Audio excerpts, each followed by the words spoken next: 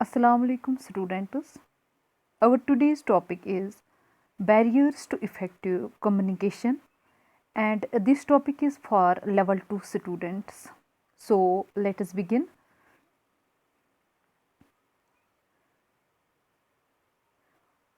What is effective communication? Effective communication is a process of exchanging ideas, thoughts, knowledge and information such that the purpose or intention is fulfilled in the best possible manner. Effective communication वो process है जिसमें ideas, thoughts, knowledge या information share की जाती है, exchange की जाती है in a best possible manner. In simple words, it is nothing but the presentation of views by the sender in a way best understood by the receiver. Simple words में हम यूँ भी कह सकते हैं कि इफ़ेक्टिव कम्युनिकेशन में एक सेंडर अपनी व्यूज़, अपने ख़यालात इस तरह से प्रेजेंट करता है ताकि जो रिसीवर है वो उन व्यूज़ को अच्छे से समझ सके. It is about understanding the emotions and intentions behind the information. Effective communication हम यूँ भी कह सकते हैं कि किसी भी इंफॉर्मेशन के पीछे जो इमोशंस होते हैं या इंटेंशंस होते हैं उनको समझ लेना. Also being able to clearly convey a message, you need to also listen in a way that gains the full meaning of what is being said and makes the other person feel heard and understood.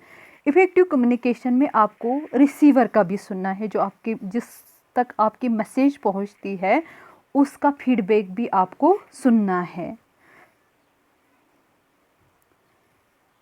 Characteristics to effective communication. Effective communication के characteristics. There are 7 characteristics of effective communication. First among one is clear. Be clear about what you want to say. Effective communication में आपको clear होना चाहिए कि जो भी आपको कहना है उस पर आपको क्लियरली कहना है. कंसाइज, यूज सिंपल वर्ड्स, से only what is needed. Concise का मतलब कम्युनिकेशन में आप सिंपल वर्ड्स का यूज़ कीजिए, जो कहना है सिर्फ उतना ही, जितने कहने की ज़रूरत है उतना कह लीजिए. Concrete, use exact words and facts. Communication में एग्जैक्ट वर्ड्स का यूज़ करना है. Correct, use correct spelling and grammar. अगर आप किसी के साथ रिटन कम्युनिकेट करते हो तो आपको करेक्ट स्पेलिंग और ग्रामर का इस्तेमाल करना है. Coherent, words should make sense and relate to the main topic. तो जो आपके कम्युनिकेशन है, जो आपके मैसेज है, तो उन वर्ड्स का, उन अल्फाज का कोई मतलब होना चाहिए, तो वो वर्ड्स मेन टॉपिक से रिलेटेड होने चाहिए. Complete, include all the needed information. जो आपकी मैसेज है उसमें सभी इंफॉर्मेशन होनी चाहिए जितनी ज़रूरत है. जिस मैसेज को आप कन्वे करना चाहते हो उसमें सभी इंफॉर्मेशन होनी चाहिए जिस इंफॉर्मेशन की ज़रूरत है. Courteous, be respectful, friendly and honest. जिसके साथ आप कम्युनिकेट करते हो उसके साथ आपको उसकी इज्जत करना है, उसके साथ फ्रेंडली कम्युनिकेट करना है और उसके साथ ऑनेस्ट रहना है.